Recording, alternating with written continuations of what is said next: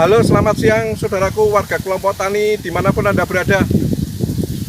Salam sejahtera untuk kita semuanya. Saat ini saya sedang berada di Kecamatan Ceper, Kabupaten Klaten.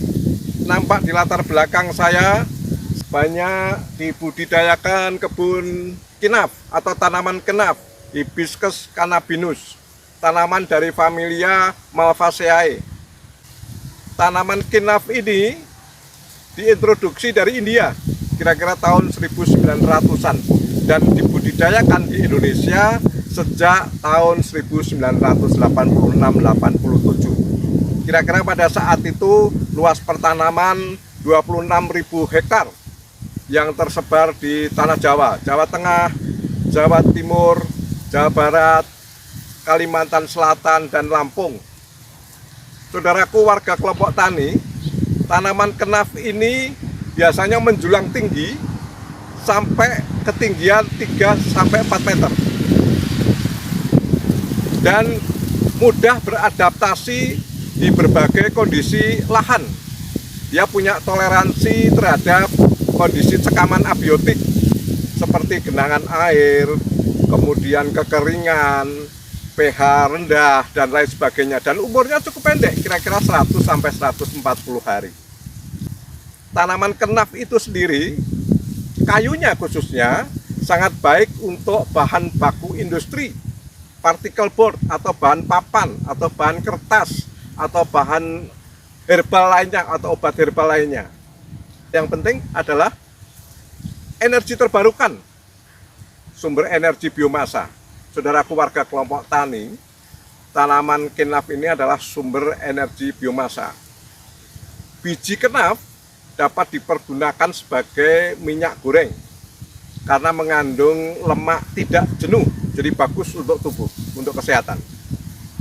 Saudaraku warga kelompok tani, ini yang penting ingin saya informasikan kepada saudara-saudaraku semuanya, bahwa daun kenaf ini mengandung protein kasar sampai 30%.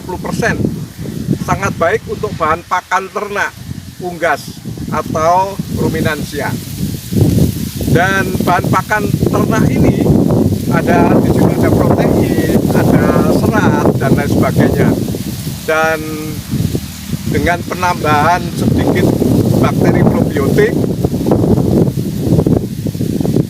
daun dan batang kinaf ini akan merupakan bahan pakan berbasis fermentasi, dan ini adalah bentuk pakan premium yang sekarang banyak diusahakan oleh warga kelompok tani. Saudaraku warga kelompok tani,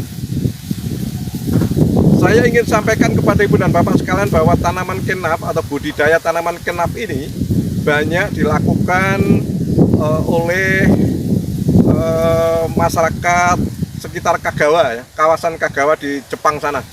Di sana tanaman kenaf ini banyak dipakai untuk bahan pakan ternak ruminansia, untuk pembuatan sapi wagyu yang mempunyai ketebalan daging yang cukup bagus dan biasanya rasanya amat sangat lezat.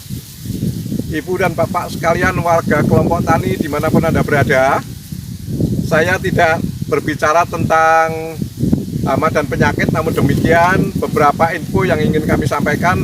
Hama, penyakit atau kendala biotik ini ada beberapa, namun tidak begitu bermasalah untuk kondisi pertanaman di lapangan. Jadi seperti yang terjadi di sini, banyak petani tanam kinaf, ternyata beberapa musim tanam juga tidak ada kendala hama dan penyakit yang cukup penting, yang cukup riskan. Jadi tidak ada. Jadi biasanya hanya pertumbuhan terhambat sedikit dan mungkin ada beberapa jenis orang atau Amraska bicutula, itu orang kenaf yang berpotensi kehilangan hasil sampai 20%.